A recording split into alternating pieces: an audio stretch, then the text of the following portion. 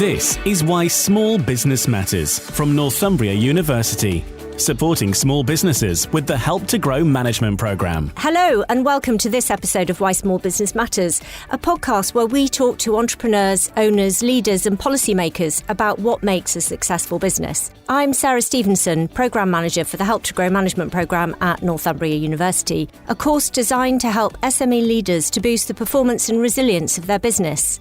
Today, I'm joined by a friend of the Help to Grow management course, Justin Turner. Justin is not only a director of the accountancy and bookkeeping firm Orange Umbrella, a business where the aim is to relieve business owners of unnecessary stress and anxiety, he's also a subject expert and visiting lecturer at Northumbria University, helping business leaders to understand finance and financial management. He's also a business author. Justin describes himself as a Newcastle-based entrepreneur with a passion for helping business owners understand their business finances. Justin, welcome to Why Small Business Matters. Thanks so much for having me. Yes. You're very welcome. How do you pack so much into an average working week, let alone a month that's been packed full of bank holidays? God, that's a very difficult question. My wife often picks up the pieces of my ridiculous life that I lead. It's kind of I've got two small children, and I'm really keen into triathlon as well. So I do a lot of triathlon training. Obviously, I'm teaching for Northumbria. And one of the things that wasn't in my bio is I'm the FD for another company as well. So I've got a PA, which doesn't surprise you probably to hear that, who tries to keep control of everything. But it is a big challenge, and I sometimes can be on the verge of burnout. I will admit that. Now, you and I know each other from the Help to Grow management course, and you've not only been teaching the finance part of this course, but you were involved in the pilot that we ran during COVID when it was purely online. I don't want to dwell too much on COVID today, but in your opinion, how did your clients cope with that period, and have your clients adjusted since then? It was right at the very beginning of the pandemic, I decided... I made a decision. We had a team meeting, and I said to my staff, I said, we're going to come through this okay. I was absolutely certain. And I said, we're going to support and do everything we can for our clients. And, that was an amazing meeting for me, because I had a member of staff saying, if I need to take a pay cut, I will do, all of these things. And I just looked at my team and I thought, we are in the perfect place to support the clients. So I embarked upon this process of ringing all of our clients, and I realised how many clients I had even at that stage. It took me 3 days to ring everybody, and it was heartbreaking. People were like, the sales have fallen off a cliff. What do I do? And I was trying to give help and support. And then my last call that I made was a company that do raw dog foods. And they were like, we've had the best time ever. We've made, and I nearly cried. I was so emotional eventually I'd found someone who had done well. And that was really kind of big. And from there, we decided to set up this marketing campaign.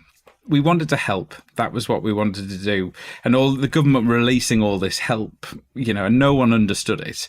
So I decided to do this thing, which was I would open up my diary, and anybody, literally anybody, could book in a 20-minute call with me, clients or not, and I would just explain the government support. And the Facebook ads, to buy Facebook ads, it was absolutely rock bottom, because everyone had pulled their budget. So you could for very little spend, you could push a message out there.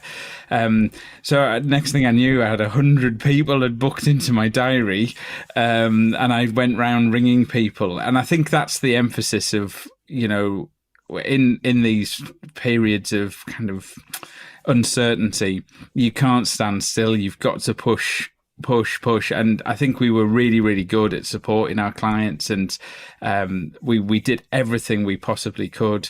And my team were fantastic, and we went through this amazing period of growth as a result. That's great. And the reaction now, I mean, have most clients bounced back? What's your feeling? There's been a few that haven't bounced back. Some very much have. Some have come back stronger. The trade and their way their business operates is different.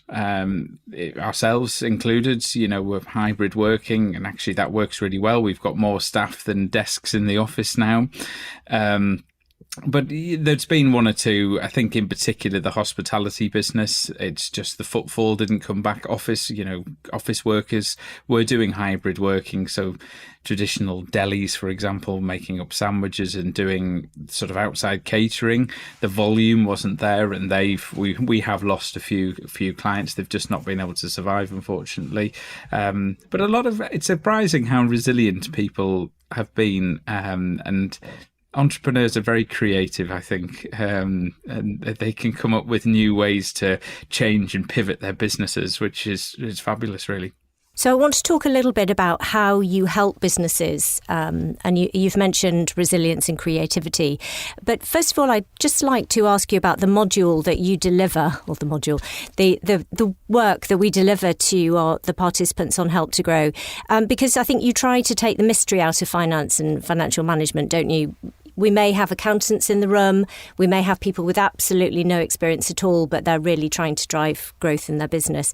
So how do you cope with the fact that sometimes you're faced with people with a lot of different level of expertise and experience? It is incredibly difficult, and you know all too well, Sarah, that I agonise terribly about the subject matter, because it is a really difficult crowd. I've got chartered accountants who are probably better qualified than I am coming along, and we've got a huge slide deck of all of these really complex, in my opinion, complex financial slides, but then we might have someone who's the marketing manager.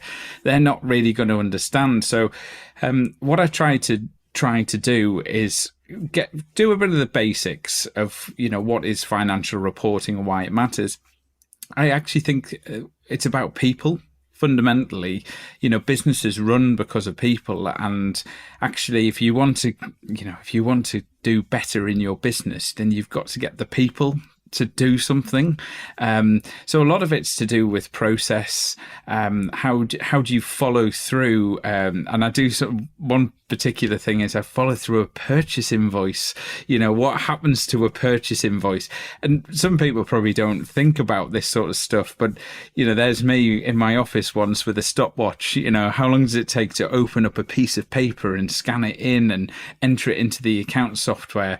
And that's just one illustration. Is actually, if you drill down into finance, it's all about process. It's all about people, and how do you get it to string together? So I've developed this kind of deck of slides, which is less about the actual numbers, but more about following through the right processes and supporting the people. We look at kind of technology tools as well, which I'm hugely passionate about, technology and accountancy. So we look at sort of automated cash flow forecasting. I use a really cool piece of software to show people how to do that, talking about automation processes, all of that kind of great stuff. So I've really enjoyed teaching it, but it is a difficult crowd. It really is.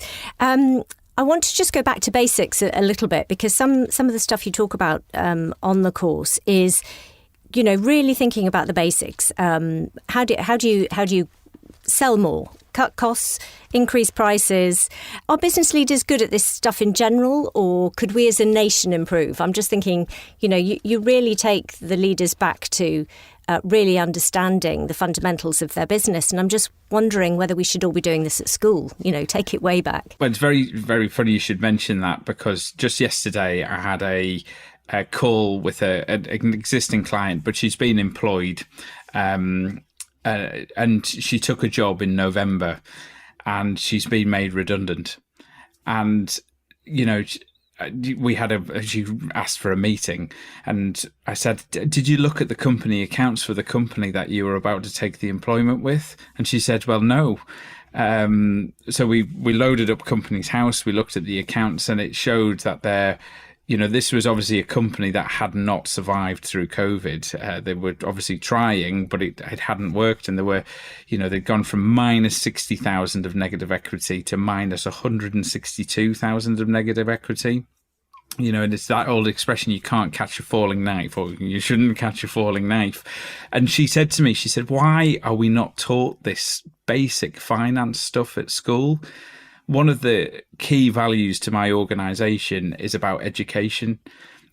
Why am I sat here doing your podcast? It's about education. Why do I haven't really got time to teach at Northumbria University, and it's not just Help to Grow. I teach innovation and entrepreneurship, but it is about education. And I just don't think financial education is where it needs to be. So people come to my session on business finance for Help to Grow, expecting, God, numbers is going to be dead boring, and they get something completely different. It's about, I think, challenging. And I know business owners are not good at this stuff. They might tell me that they're good at it, but they're not. They're disorganized. I'm one of those disorganized people. I am. There's me, doing my mileage today for the last year because I haven't been doing it as I've been going along. It's that sort of thing. Business owners just don't. They know they should do certain things, but they're not always doing it. And part of it is they need a reminder. We talk a lot really also about why businesses might fail. I mean, it could be insufficient capital or poor cash management, that sort of thing, pricing, but also uncontrolled growth. So I just wondered, what do you come across with not necessarily your clients, but the people you meet? Yeah, it's very interesting. My number one place to go is when a client comes in and says, I don't really know what's happening in my business. I say, well, do you have good bookkeeping records? Do you do your bookkeeping weekly? And it's surprising. They go, well, actually, no. Well, the accountant does that thing. Well, actually, maybe you need to be a bit more engaged and involved in your finances. And I'm actually a big fan of getting smaller businesses to actually start by doing their own bookkeeping. And we tend to train them how to do their own bookkeeping because they've got a better understanding. So as the business grows, although they might hand off the bookkeeping to someone like us or bring someone internal into it, they actually would start to understand how those numbers were brought together. And it gives them a much better kind of basis for it as well. I think the other thing as well is that there is quite a poor standard of accountancy work in the market for small business owners in particular. I know that because of the standard of work that we pick up. It's got mistakes in it. It's not very good. And I think small business owners believe that every accountant or every firm of accountants out there is going to be doing a fantastic job for them. And because they don't have any base knowledge, they've got nothing really to gauge it against. And that's where we pick up clients. We only pick up clients when the relationship is broken or someone is setting up for the first time. So we tend to see the certain names, I suppose, that we see all of the time. And that's where we start this process of education right at the very beginning. And that's where I do believe it needs to go. And once you've got the basics right, you can start doing things like management reporting, setting budgets. We can do this wonderful cash management, cash flow predictions, all of these amazing things for people. It is very difficult. And just to go back to your point about uncontrolled growth, I've got a construction client, and we've actually they've moved on because they've become so big we can't help them. And they came to us at a point where the business had grown so quickly they couldn't keep on top of all of the purchase invoices. So they were ringing around their suppliers at the end of the week saying, how much do we owe you? And we'll send the payment across. I was like, wow. And it was just because they didn't have the basic processes and the basic fundamentals in place before the business started to grow. And that's a great place for anyone, and a great piece of advice is get that bookkeeping and basic accountancy processes set up, because it is the foundation for your business to grow in the future and to control it as well. I like the fact that you talk about the importance of a checklist, because I'm all for lists. But just to manage, to make sure that you don't have inaccuracy and inefficiencies eating into your profits, that importance. There's a great book, I don't know whether you've ever read it, written by Atul Gawande, called the Checklist Manifesto. And it was just a book that I picked up, and it changed my entire outlook. And he talked about reducing operating theatre mortality rate. Not just, it was a piece of research he was doing for the World Health Organization, not just for the developed world, but also the developing world. But the interesting thing is he brought in place, I think it was a 17-point operating theatre checklist. And they reduced mortality rate by a third. Atul Gawande didn't believe when his research assistant came to him with the results. He was like, this can't be right. This can't be right. And it was right. We've gone off and pretty much we've got checklists for everything now. When we one of our little secrets in the business, and we're very protective over a document, believe it or not, and we call them tax return questionnaires, and we've got different flavors of them for personal companies, there's capital gains, that all sorts of things like that. But they're just fundamentally a checklist document when we take on a new client. And if you imagine a personal tax client, everyone's different. They've got different investments. They might own property, all of those sorts of things. And this checklist form just makes sure we understand the client. So it builds a picture of the client right from the outset. But I've helped clients do this in their own business, not just accountancy. So, a bathroom company, for example, imagine you're walking into a job, the person doing the survey for the job isn't necessarily the person who's going to do the work. So why not on the initial visit find out where the stopcock is for the house to turn the water off? What sort of heating system is it? Is it gas-fired? Is it electric? What's the floor made out of? Were there any previous leaks? Attaching some images to the document. What are the measurements? Is there a space for a diagram? And people say, well, hang on a minute, but that's not about accountancy. Of course it's about accountancy, because it's about accuracy. It's about getting the job done right first time. It's about reducing errors. It's about, it's all of these things, and it all relates to money, and that's, I think, a remarkable thing.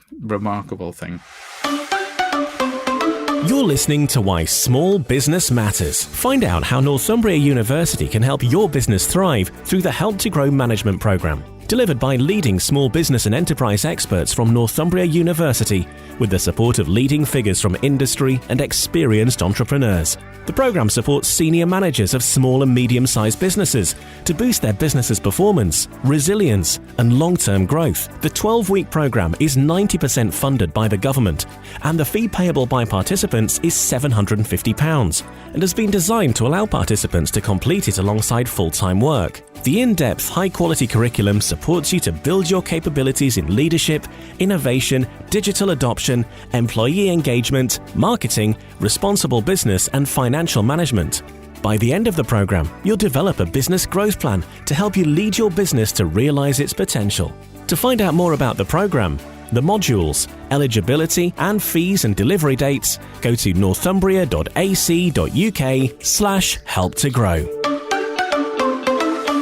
You're listening to Why Small Business Matters. I'm Sarah Stephenson, and today I'm joined by Justin Turner, where we talk about demystifying accountancy and how technology can help simplify your business. You mention people in business a lot. I just want to explore why you think that's important, because you obviously think that people should know the right processes, they should have the right training and mentoring.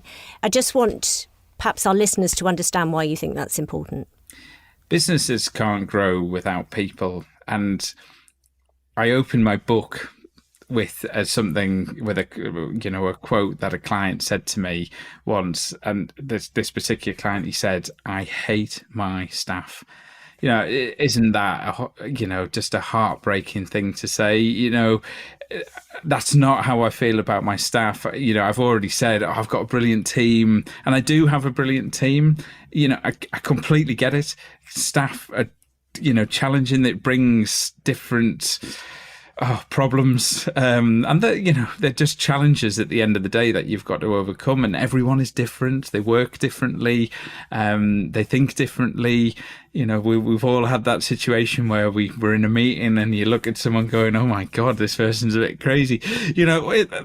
I think you've got to enhance, take that on board and think, it's just a new challenge in life, but we've got to become better at managing these people. But if you imagine when a business is small, and I run the business with my wife Sue, when there were only 3 members of staff, the 2 of us and 1 other member of support staff. When we went on holiday, that was the world's most expensive holiday because the income would just drop away. Whereas actually now, Sue and I went away in April for a fortnight. The income did drop a bit, but it didn't drop to the same degree. The business was still operating. And it's the same if someone, unfortunately, I had a member of staff who went off on the sick. I'm really passionate about health and well-being. And I said to that member of staff, I said, you just take the time you need, get yourself better. We'll support you any way we can. You're integral to the team. Let's move the work around. And when you're bigger and you've got people, you can do that. It's safety in numbers. So people are so important, and we need to get better at people. And we need to stop saying things like, I hate my staff. I just cringe every time I hear it, and I hear it a lot. Moving on from people, let's talk a bit about technology, because that's obviously at the core of your business. And I just want really for you to explain why you think, maybe talk a bit about AI, but how it can really help businesses, and it's something we shouldn't be afraid of. Yeah, we shouldn't be afraid of technology. It is a wonderful thing. One of the great things that in my business is we set up these automated workflows. So when something happens, it sets off a trigger. In particular, we've got proposal software, and when a new client signs, it detects that it's a new client, and it takes them on like a journey throughout. Well, the system sets up things like our time tracking. It creates them as a client, so no longer do we need someone to then go in and manually enter data from one system into another. We can do it automatically, and that is a wonderful thing. And sending out standard emails, and we use a messaging system called Slack, and it will send a message to a channel in Slack to say, "Oh, congratulations, everyone, we've won a new client." That's getting rid of the problem of a new client picking up the phone saying, "Oh, hi, I'm Joe." Who the staff don't know who it is. We're getting rid of those sorts of problems, and technology can do that. If I was to advise a client where to start with technology, it's always at that point of onboarding, because that's where the biggest saving is fundamentally in time, is actually onboarding someone properly, getting the pricing right and all of that kind of great stuff. It makes a huge difference. But there is a but coming. The technology in my business is an enabler for us to spend more time with our clients. I think there's a lot of business owners that are really frustrated. Everything is so difficult. So the technology is there to get rid of the admin and the boring, and give us the time back so we can actually spend it in meetings with clients, talking to them about what matters most to them. They're the hero of our story. We're not the hero of the story. The client, we're guiding them fundamentally. So when they pick up the phone, they get us. And I said recently, the day we put a chat system on our website is the day we've gone wrong. Hooray. Hate chatbots. I'm just thinking, though, automation is great because it can make or break your business if you don't, get on board. But some people are afraid to invest in it. And, if they've got a staff who've been there for 20, 30 years and maybe they're not totally on board with this change. I just wondered how you maybe talk to your clients about that and encourage them to take that step. Yeah, resistance to change that's been talked about for decades now. Change management work, all of that sort of stuff. I think you've got to really identify the people who will potentially struggle, and talk to those members in your team about, what's causing the resistance. And normally it's they're frightened of the technology. They've been used to something, and they're not particularly great at it. And I think a case in point is there's Nicola, who works for me. She's worked for me for a long, long time now. And when she started, she said, "I'm not very good with technology, Justin." But we've always helped and supported.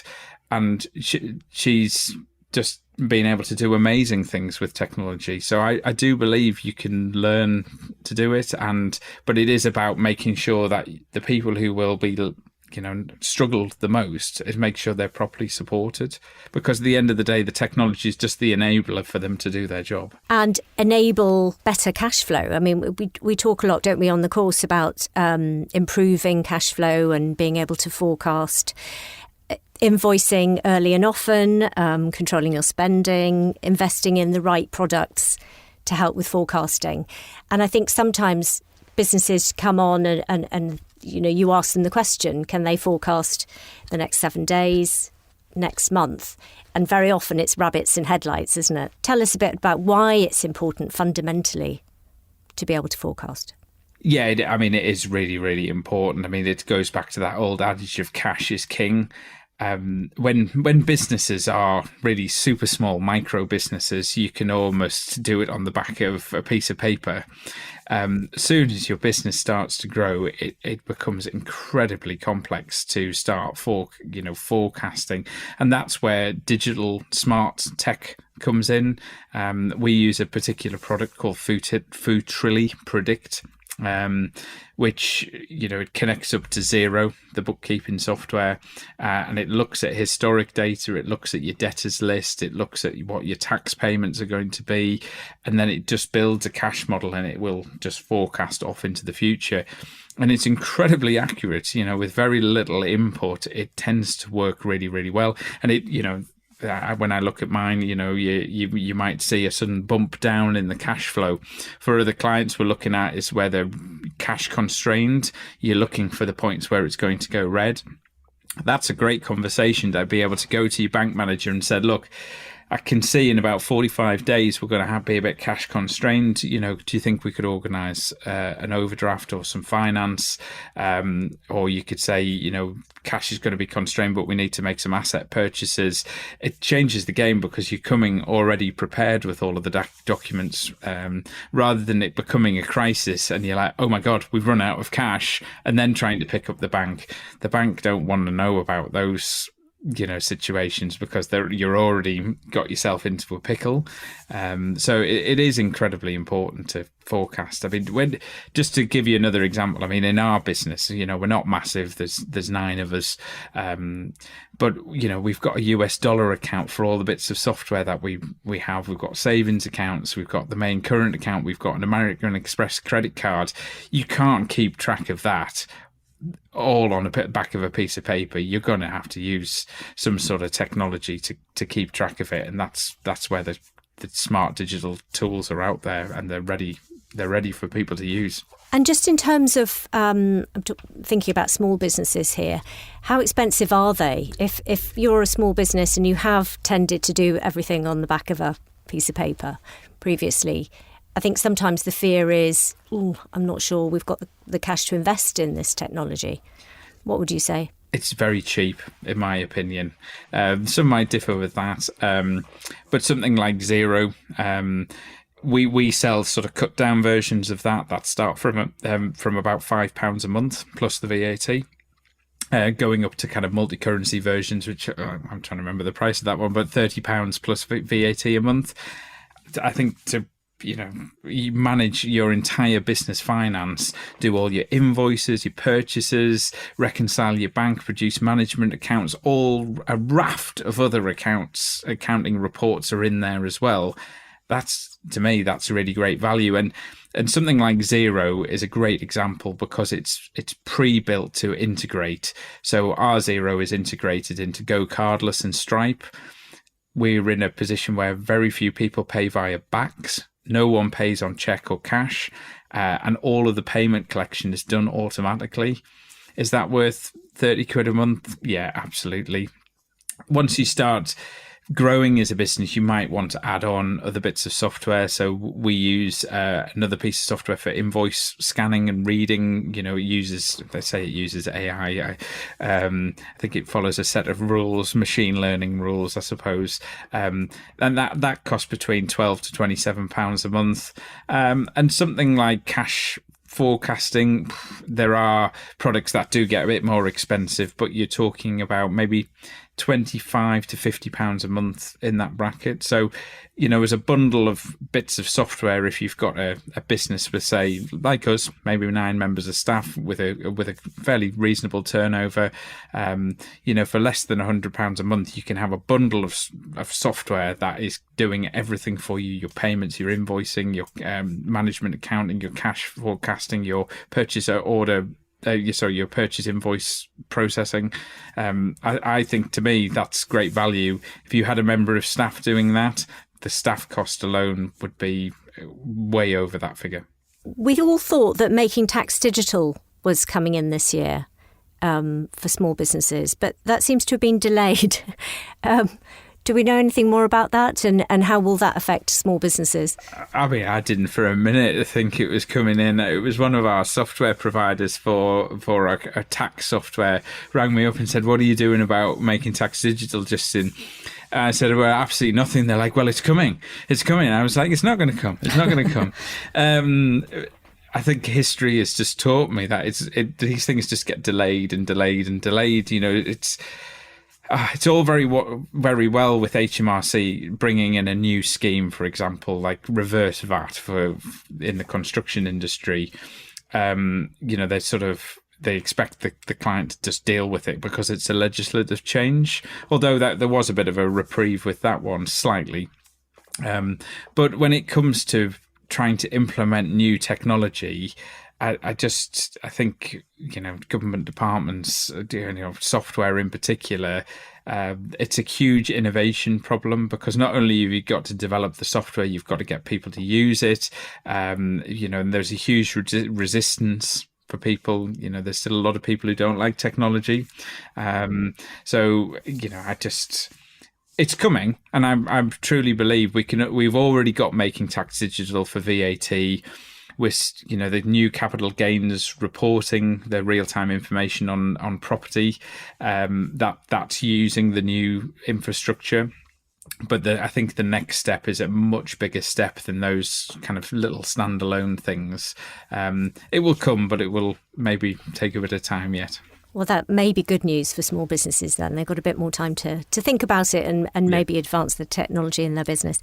Now, just thinking about... My prediction might be wrong, by the way. Just thinking about your own business and your own entrepreneurship, you mentioned that you have your own mission statement on your website, and I think you've already mentioned how you help clients and what the reason really is behind what you do.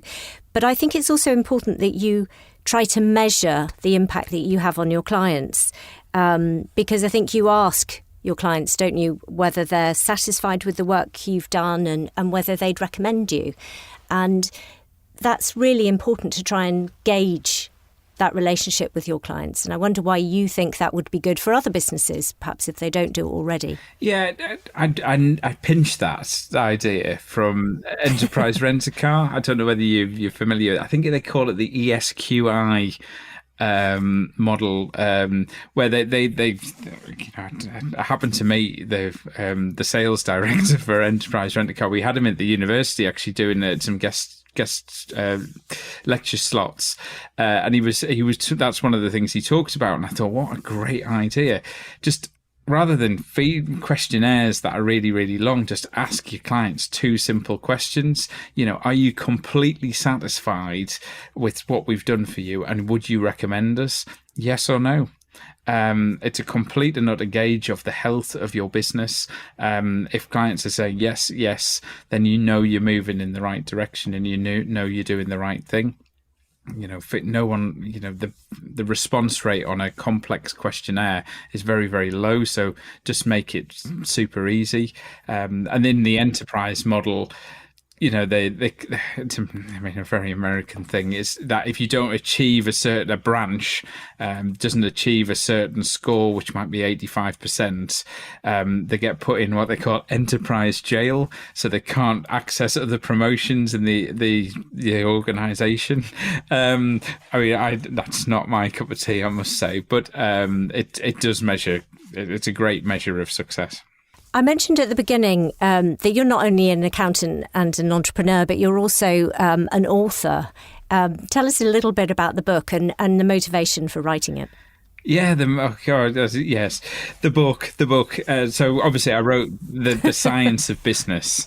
I'm really passionate about science, and I think there's a huge amount in science that can help us in business. I think we're really poor at doing it. You see businesses all the time doing something, and that we know in science, universities are great hubs of knowledge at the end of the day. And there's a reason I go and teach it at Northumbria, because we're trying to show students, business leaders, that there's a huge amount of academic knowledge out there.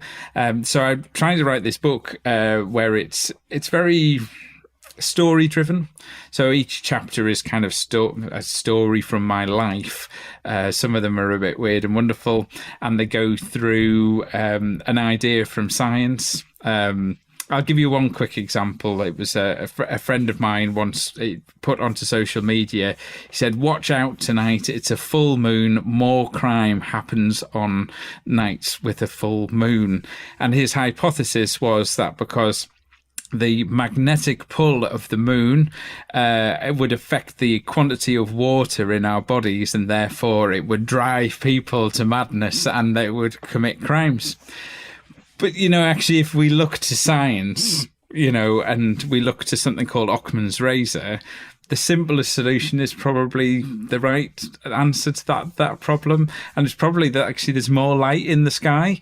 So actually criminals can see what they're doing and all of that kind of great stuff.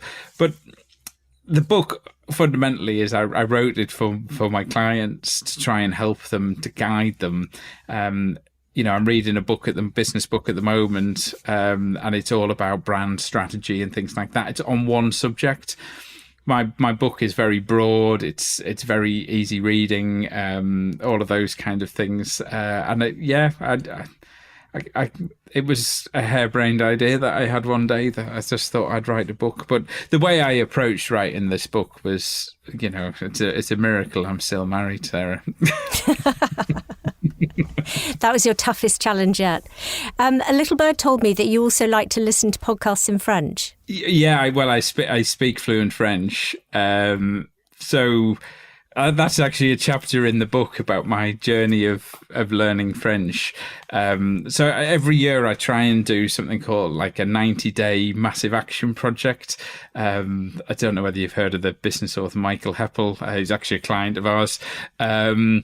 But I started many, many years ago doing these 90-day challenges. So I'd pick up a new skill and I would do it for 90 days to see if I liked it. And we had the guitar, much to my wife's annoyance. I've done the piano, and magic. Magic was one of them.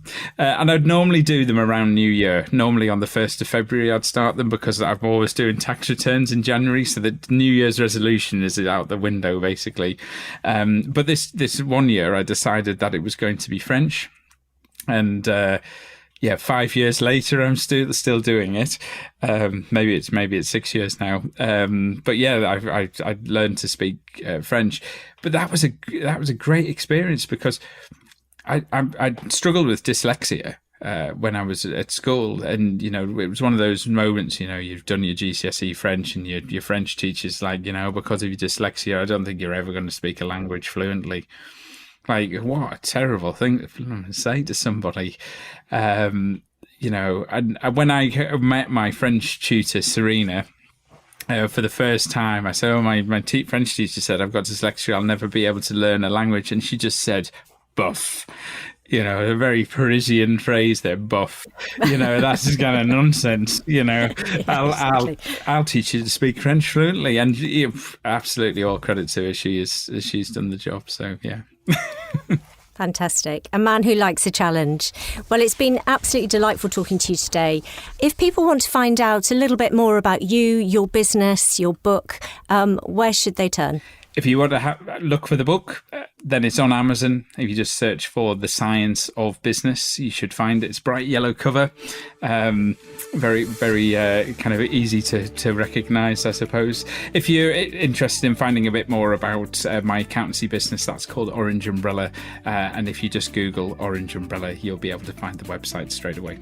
Brilliant. Thanks so much. Yes, thanks very much for having me.